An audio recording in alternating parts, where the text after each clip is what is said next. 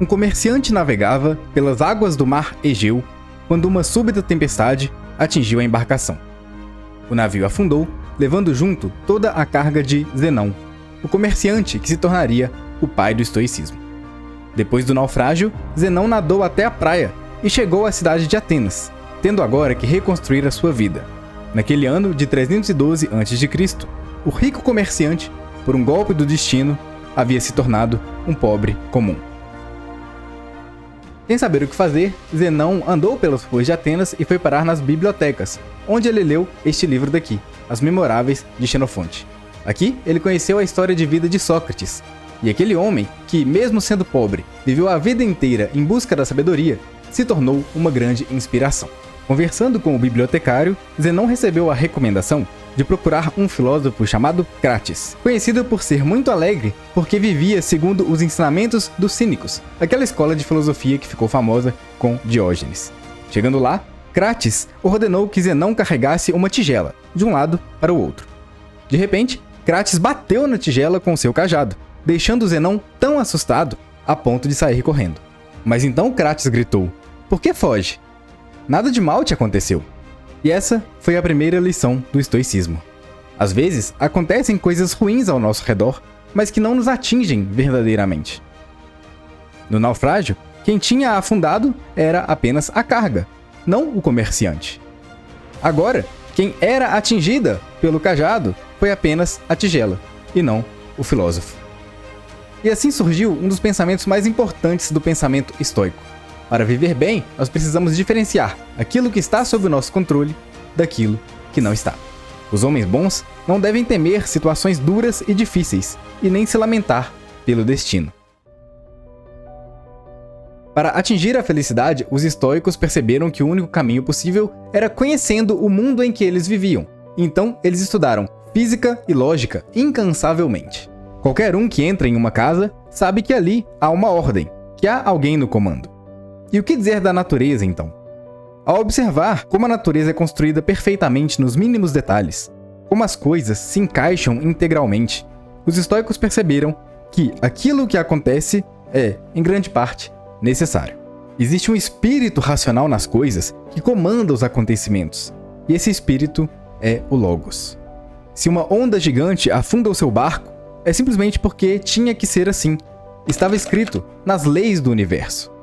Tudo isso nos leva à grande ideia por trás do estoicismo, a ideia do destino. Uma chuva não pode mudar a hora em que vai cair. Ninguém pode controlar a hora em que vai nascer ou morrer. Os acontecimentos do mundo já estão definidos e nada pode mudar isso. Mas em um lugar do universo existe um certo grau de liberdade. Em nós. Os filósofos estoicos enxergaram nos humanos uma capacidade que eles chamaram de hegemônico. É a capacidade de observar aquilo que está em nossa volta. Nós não podemos mudar o que acontece ao nosso redor, mas nós podemos mudar como nós reagimos àquilo que acontece. Todos temos expectativas em relação à vida. Esperamos que o nosso relacionamento funcione bem, que tenhamos uma vida longa e prazerosa, ou que a nossa carreira nos dê orgulho. Mas nem sempre o universo está de acordo com os nossos planos. Segundo Sêneca, grande parte da frustração que sentimos com a vida vem de uma interpretação errada que fazemos da realidade. É fácil se irritar quando um copo cai no chão e se quebra, quando o trânsito está agarrado ou quando um pernilongo não nos deixa dormir. Mas esse tipo de irritação é completamente irracional. O ideal estoico a seguir é o ideal da apatia. É impossível viver num mundo em que copos não quebrem ou que engarrafamentos não existam. A nossa raiva não está nos copos ou no trânsito, ela está dentro de nós. A apatia, então, é parar de olhar para as nossas paixões, os nossos desejos, como ordens que o universo deve seguir, porque não é assim que as coisas funcionam. Outro modo de viver que é considerado errado pelos estoicos é jogar todos os nossos projetos para o futuro. Quantas pessoas não dizem que aos 60 anos finalmente se aposentarão e aí estarão finalmente livres para viver bem? Sêneca diz: "E quem garante que terá uma vida tão longa? Quão atrasado é começar a viver quando a vida está para terminar." Muitos reclamam que a vida passa rápido demais, mas a vida é grande o suficiente para quem sabe administrar o próprio tempo. Ainda assim, algumas vezes os nossos projetos dão errado. Quando a catástrofe acontecer, eu estarei preparado, escreveu Epiteto. Tudo isso mostra como os estoicos sabiam que a verdadeira felicidade não está no exterior, mas sim no interior. Uma pessoa comum na Grécia Antiga corria muitos riscos.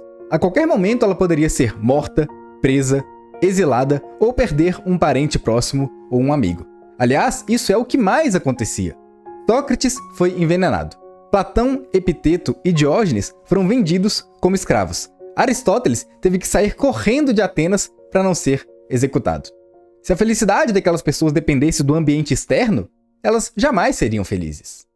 A partir de um mundo caótico como o da Grécia, que talvez esteja ainda mais caótico 2000 anos depois, os estoicos nos convidam a aprender a arte de viver por meio de exercícios. Se pergunte, o que aconteceria se tudo desse errado no meu dia? Ainda assim, haveria um amanhã. Ainda assim, o universo lhe daria uma chance para recomeçar. Você cometeu algum ato de injustiça hoje? Amanhã, sua prioridade deve ser reparar esse ato falho. Por que devo continuar vivo? Assim como tudo na natureza tem um propósito, também eu e você nos encaixamos na harmonia do universo. Se estamos aqui, é por um motivo. Assim como uma abelha se encaixa perfeitamente como parte da sua colmeia, você se encaixa perfeitamente em algum lugar. Anécio de Rhodes, outro filósofo estoico, defendia que a nossa felicidade passa por cumprir bem os 4 papéis que nos são dados pela natureza. O primeiro desses papéis é o de animal racional. Devemos ser curiosos sobre o mundo, devemos buscar a profundidade nos estudos e não abdicar jamais do uso da razão. O segundo papel é o papel próprio, quando nós colocamos para fora tudo aquilo que está dentro de nós, a nossa personalidade. O terceiro papel é cumprir bem o que as circunstâncias exigem. O papel como filho, como pai, como irmão.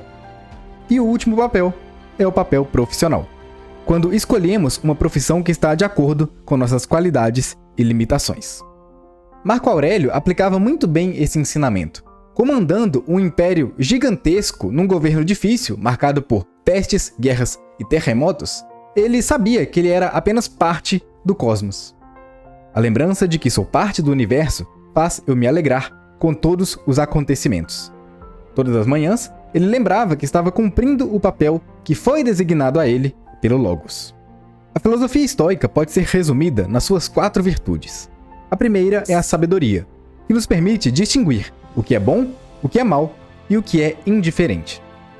O único bem verdadeiro é a sabedoria e o único mal é a ignorância. Todo o restante é indiferente.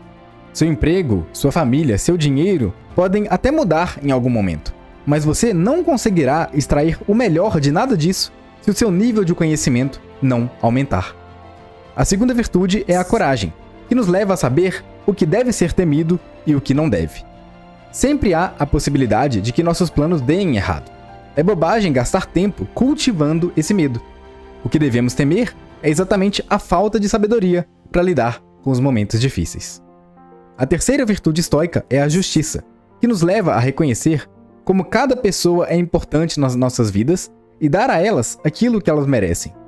Somos todos irmãos, filhos de um mesmo espírito racional, e precisamos cultivar a fraternidade universal. A quarta virtude é a temperança. Os estoicos não acreditam que o caminho para viver está no exagero nem na falta. É preciso agir com moderação.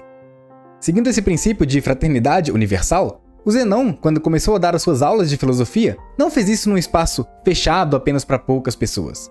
Na verdade, ele nem poderia fazer isso, porque era um estrangeiro em Atenas. Ele não tinha o direito de comprar um prédio, então ele dava as suas aulas para quem quisesse acompanhar, livres para o público, debaixo de um pórtico pintado por Polignoto. Aos poucos, aquele grupo ficou sendo conhecido como os filósofos do pórtico, ou, em grego, stoikoi.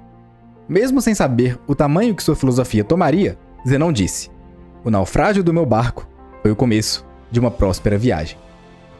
Se você quer aprender mais sobre a filosofia estoica ou sobre a filosofia em geral, dê uma olhada nos links que eu vou deixar aqui abaixo na descrição desse vídeo. Tem o link do meu curso, onde você pode começar a aprender filosofia do jeito certo, pela Grécia Antiga. Tem também o link do podcast, onde toda semana tem um episódio novo falando de filosofia, e do meu Instagram, onde todos os dias tem algum conteúdo também.